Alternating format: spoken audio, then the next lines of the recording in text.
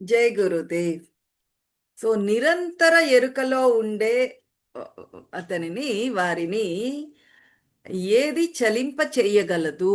ఆ డిస్ట్రాక్షన్స్, స్థిర చిత్తంతో ఉండే వాళ్ళని, నిద్దట్లో కూడా ఎరుకతో ఉన్నారు జ్ఞానోదయమై జనకుల వారు. అలాంటి వాళ్ళని డబ్బులు మార్పు తీసుకురాగలవా అటువంటి స్థితిని, మానసిక స్థితిని? స్నేహితులు ఆ స్థితిలో మార్పు, ఎరుక అనే స్థితిలోంచి మార్పు తీసుకుని రాగలరా?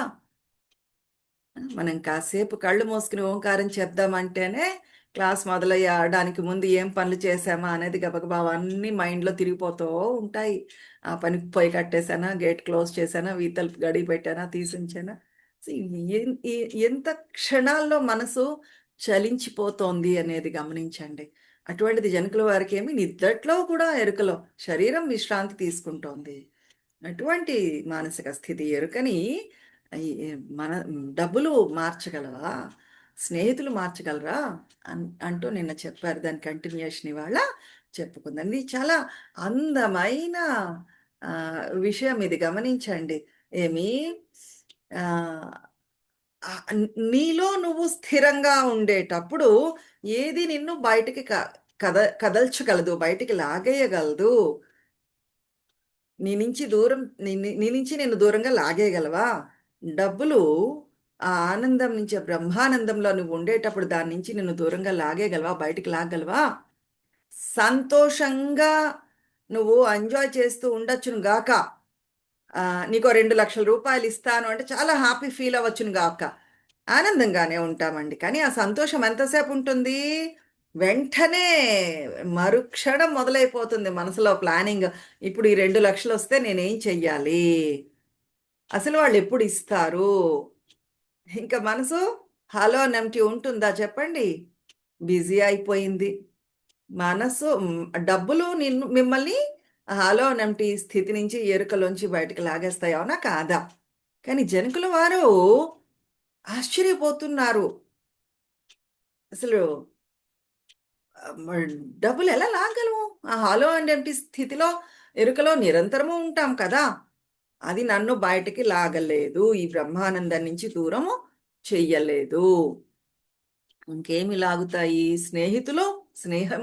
స్నేహం ఎదురు చూస్తూ ఉంటారు. ఎంతకాలమైందో స్నేహితుల్ని మళ్ళీ కలవాలి అని, వాళ్ళతో కలిసి ఉండాలి అని కోరుకుంటూ ఉంటారు. కానీ కాలం నడుస్తున్న కొద్దీ ఈ స్నేహితులు ఏమవుతారు? ఒక్కొక్కసారి శత్రువుల కింద మారిపోతూ ఉంటారు.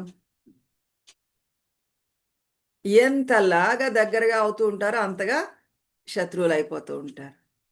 కొంతమంది శత్రువులు మళ్ళీ వెంటనే స్నేహితులు అయిపోతూ ఉంటారు. వెంటనే మార్పులు వచ్చేస్తూ ఉంటాయి. ఆ స్నేహము మెచ్యూర్ అయి డెవలప్ అవ్వడానికి, దానంతట అది పరిణతి చెందడానికి నువ్వు పెర్మిషన్ ఇవ్వట్లేదు, అలౌ చెయ్యట్లేదు.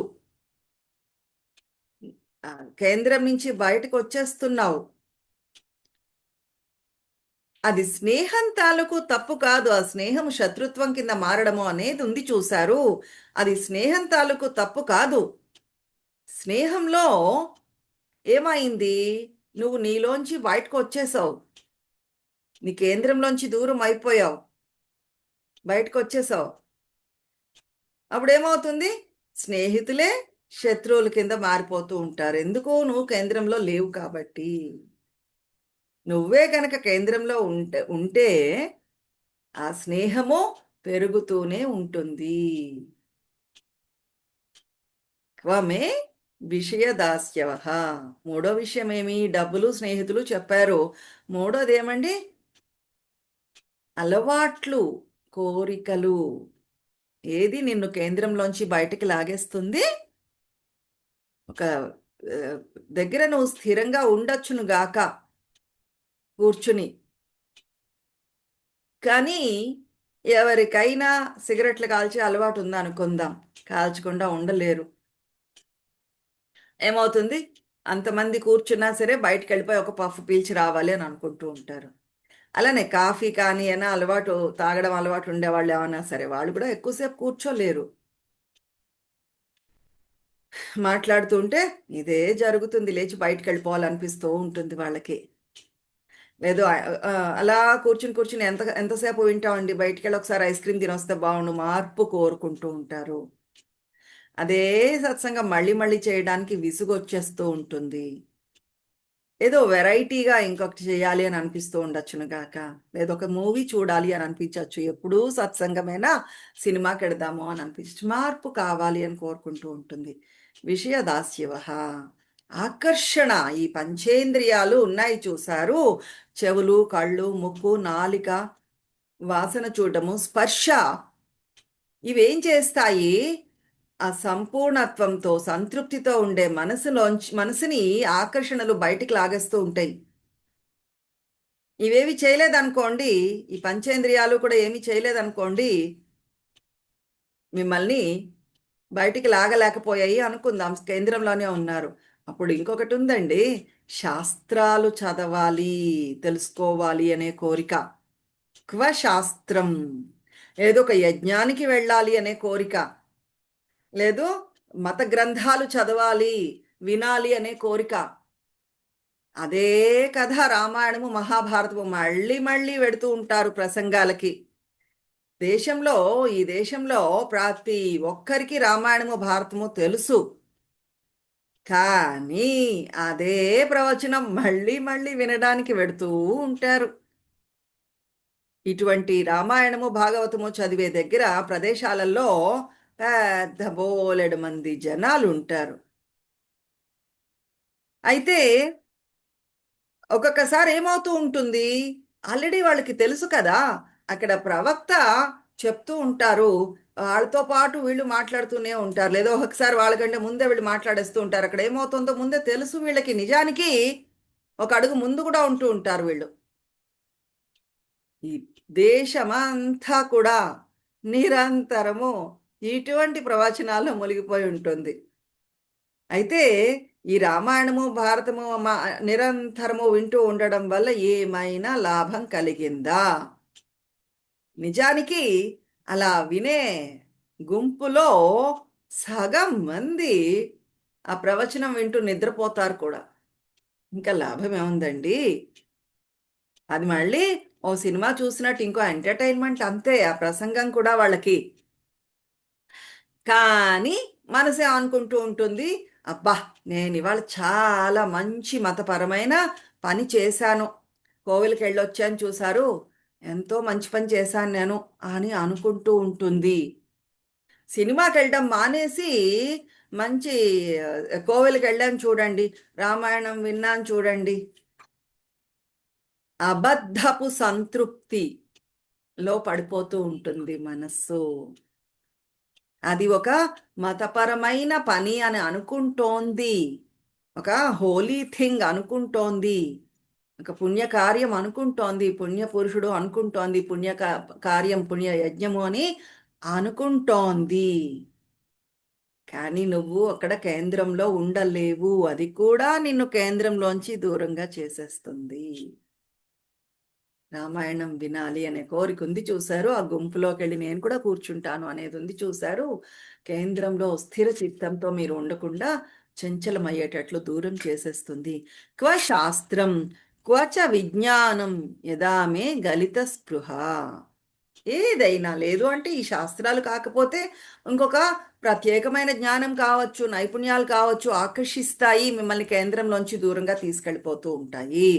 ఒక జ్యోతిష్యుడు ఉండొచ్చును గాక, మీకేమో మీ భవిష్యత్తు కోసం నేను చెప్తాను అని చెప్తాడు. అంతే, చలించిపోతుంది మనస్సు. వెంటనే మనసు బయటికి వెళ్ళిపోతుంది కేంద్రం నుంచి. ఇది తెలుసుకుని అది ఇది చేసే బదులు, కేంద్రం నుంచి మిమ్మల్ని దూరం చేసే పనులన్నీ చేసే బదులు మీరు కేంద్రీకరించండి, ఒక ఏక భక్తితో ఉండండి. ఈ సంతృప్తి నుంచి దూరం చేసేస్తున్నా ఇవన్నీ గమనించండి. సంతృప్తితో ఉండండి, పూర్ణ మనస్కులై ఉండండి, సంతోషంగా సెటిల్డ్. ఎక్కడ ఉంటే అక్కడే వెంటనే డిస్ట్రాక్షన్స్ లేకుండా సెటిల్ అయిపోవాలి. జనకులు వారు చెప్తున్నారు, ఏది నన్ను చలింప చెయ్యలేదు. క్వ ధనాని క్వ మైత్రాణి క్వమే విషయదాస్యవ క్వ శాస్త్రం క్వ చ విజ్ఞానం. ఏది కూడా నన్ను ఈ స్పృహ నుండి నిరంతరము ఆ, ఎరుకలో ఉండే స్పృహ నుండి బయటికి తీసుకుని రాలేవు. నా ఎరుకలో నేను ఉంటూనే ఉంటాను. ఇవి ఏవి నన్ను చలింప చెయ్యలేవు. అతని మనసు సంతృప్తితో, పూర్ణ మనసు అయిపోయింది, పూర్ణంగా అయిపోయింది, సంతృప్తితో అయ్యింది, సెటిల్ అయిపోయింది, ఆనందంగా ఉన్నారు. సహజ స్వభావంతో, తెచ్చిపెట్టుకున్నది కాదు. ఇది మళ్ళీ మనం ఇక్కడ గుర్తుంచుకోవాలి. అతని సహజ స్వభావం వల్ల నిరంతర ఎరుకలో ఉన్నారు. కళ్ళు తెరుచుకున్నాయి, తెరుచుకునే ఉన్నా ఏది చూడటం లేదు. అంటే ఇంద్రియాలు కూడా లోలుడు అయిపోవట్లేదు. ఇంద్రియాలకి కళ్ళు తెరిచే ఉన్నాయి కానీ ఏమీ చూడట్లేదు. అయితే ఇక్కడ ఇంకొక విషయం చెప్తున్నారు గురుదేవులు. జ్ఞానోదయానికి మళ్ళీ మూడు స్థితులు ఉన్నాయట, లేదు మూడు క్వాలిటీస్ ఉన్నాయట, గుణాలు ఉన్నాయట. ఏమి? ఒకటి, చిన్న పిల్లాడిలాగా, పసి బాలుడిలాగా ఉండడం. జ్ఞానోదయమైన వాళ్ళు పసి బాలుల్లాగా ఉంటూ ఉంటారు, పసిపిల్లల్లాగా ఉంటూ ఉంటారు. రెండోదేమి? మత్తుగా ఉండడము, అన్ని మర్చిపోవడము. ఇంకా మూడోది ఉంది చూశారు,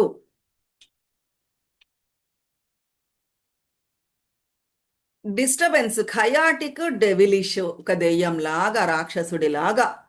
ఇక్కడ దెయ్యంలాగా అని ఎందుకు అన్నారు మూడో గుణాన్ని అంటే, ఆ దెయ్యము అంటే ఏమి, ఇక్కడ రాక్షసత్వము అంటే ఏమి?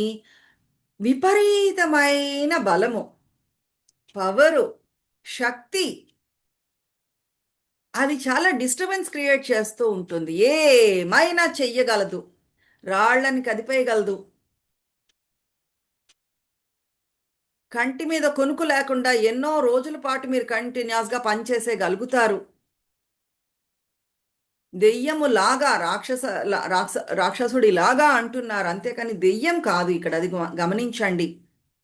ఇది దెయ్యమో రాక్షసుడో కాదు, దెయ్యం లాగా అని చెప్తున్నారు. అది మనం గుర్తుంచుకోవాలి ఇక్కడ. ఆ, అసలు మీరు ఊహించలేనంత బలము, శక్తి, చాలా ఎక్కువ శక్తి. అయితే ఇటువంటి ఖయాటిక్ స్థితిలో ఉండొచ్చును, అపారమైన బలంతో, శక్తితో ఉండొచ్చును, మత్తుగా మర్చిపోతున్నట్లు ఉండొచ్చు, పసిపిల్లాడిలాగా ఆడుతూ పాడుతూ సహజంగా ఉండొచ్చు. ఇవి మూడు రంగులు వస్తూ ఉంటాయి, వెళ్ళిపోతూ ఉంటాయి, ఒక్కొక్కసారి ఒక్కొక్కటి ఉంటూ ఉంటుంది. అయితే ఒక్కొక్క దగ్గర వస్తున్నాయి, వెళ్ళిపోతున్నాయి ఈ శక్తులు, రంగులు మారుతున్నాయి అనేది గమనించగలుగుతాము. ఒక్కొక్క దగ్గర అసలు అది జరుగుతున్నట్లుగా తెలియదు. జనకులు వారు చెప్తున్నారు, కళ్ళు తెరిచే ఉన్నాయి, ఏది చూడట్లేదు. మనసు ఖాళీగా ఉంది, హృదయము సంపూర్ణంగా ఉంది, కానీ కేంద్రంలో ఉంది. నేను సాక్షిలాగా ఉండగలుగుతున్నాను. ఒక్క భగవంతుడు దివ్యత్వం మాత్రమే ఉంది. ఉన్నది ఒక్క దేవుడు మాత్రమే, మరింకొకటి కాదు. ఇది హాలో అండ్ ఎంప్టీ, ఖాళీ మరియు గుల్ల అంటే. ప్రతి ఒక్కటి ఖాళీ గుల్ల. తత్ సత్, అదేదైతే ఉందో అదే తత్ సత్, ఇంకొకటి కాదు. లోపల అదే, బయట అదే, అంతటా అదే నిండి ఉన్నది. ఈ మనసు గొణుగుడు ఆపేసినప్పుడు నువ్వు నీలో స్థిరంగా, నీ ఆత్మలో ఉండగలుగుతావు. అక్కడ నిరాశ లేనే లేదు. లేదు, నాకు మోక్షం కావాలి, లేదు దేని నుంచో మోక్షం కావాలి, ముక్తి కావాలి అనే భావన కూడా ఉండదు. అసలు ముక్తి కావాలి అనే కోరిక ఉంది చూసారు, దాని నుంచి నాకు మోక్షం కావాలి, ముక్తి కావాలి అని కోరుకోవడం అనేది మళ్ళీ ఇంకో బంధం అండి. చూస్తున్నారా, గమనిస్తున్నారా దీన్ని? నాకు ఫలానా దాని నుంచి ముక్తి కావాలి అని కోరుకోవడమే మళ్ళీ ఇంకొక బంధము. దీని నుంచి నేను ఫ్రీ అయిపోవాలి, స్వేచ్ఛని పొందాలి, అది పెద్ద బంధమట. ఎప్పుడు వస్తుంది అది? సహజంగా లేకపోతే, నీ స్వభావ సిద్ధంగా లేకపోతే అలా నీ స్వభావంలో నువ్వు లేకపోతే వస్తుంది. ఎప్పుడైతే నువ్వు పారిపోవాలి అని అనుకుంటావో దాని నుండి, లేదు నీ సంతోషం నుంచి, నీ బాధ నుండి పారిపోవాలి, వదిలించుకోవాలి అని అనుకుంటావో, ఎంతలాగా పారిపోవాలి అని కోరుకుంటున్నావో, అంతలాగా అందులోపలికి కూరుకుపోతూ ఉంటావు. నువ్వు నిద్దట్లో ఉండేటప్పుడు ఈ కోరిక ఉంటోందా? ఏదో ఒకటి దాని నుంచి నేను బయటపడాలి, ముక్తి పొందాలి అనే కోరిక నిద్దట్లో ఉండేటప్పుడు ఉంటోందా? కోరిక ఉండొచ్చును గాక. కానీ నువ్వు ఆ కోరికలో మునిగిపోవటం లేదు. అది అక్కడే ఉంది. తెల్లారి లేచాక మళ్ళీ గుర్తు రావచ్చును గాక నిద్దట్లో. అది అక్కడే ఉంది కానీ నువ్వు దాంతో పని చెయ్యట్లేదు. నువ్వు దాన్ని పట్టుకు వెళ్ళాడటం లేదు నిద్దట్లో ఉన్నప్పుడు. దాని నుంచి పారిపోవాలని కోరుకోవట్లేదు. అంటే ఏంటి? ఆల్రెడీ నువ్వు ముక్తిని పొందేశావు.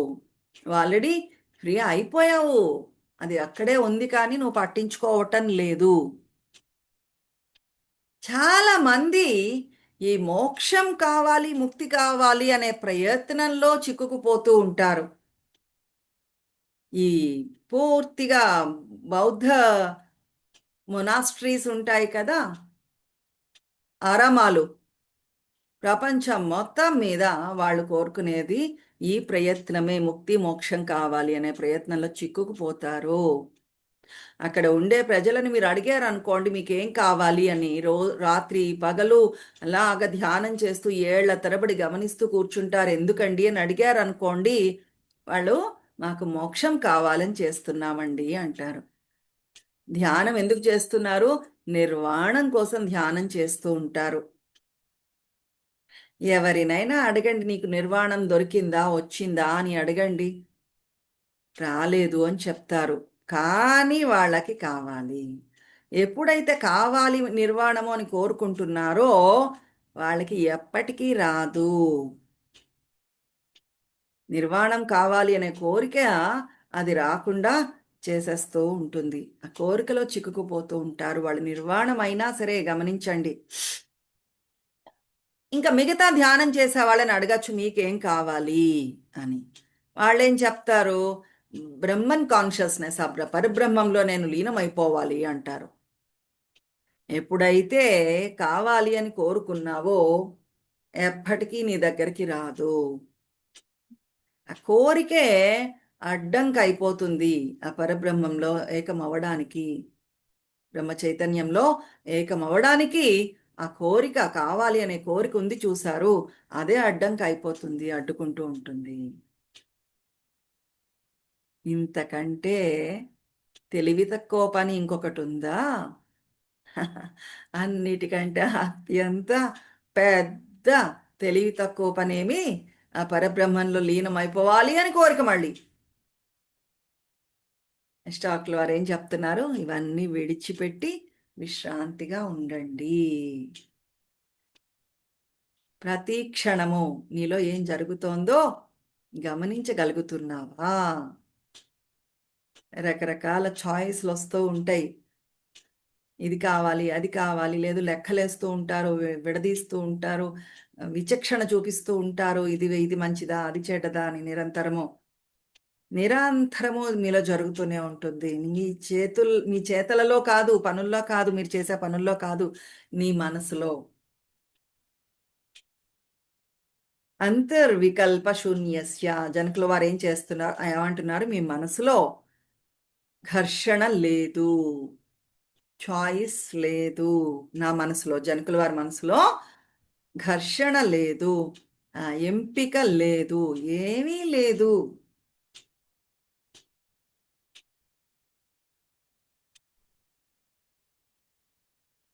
కానీ నా పనుల్లో, నేను చేసే పనుల్లో స్వచ్ఛత ఉంది, క్లారిటీ ఉంది, శుద్ధత ఉంది, పెర్ఫెక్షన్ ఉంది. లోపలంతా ఘర్షణ లేకుండా ఉంది. అంతర్వికల్ప శూన్యస్య బహి స్వచ్ఛంద చారిణః. రేపు కంటిన్యూ చేద్దామా? జై గురుదేవ్.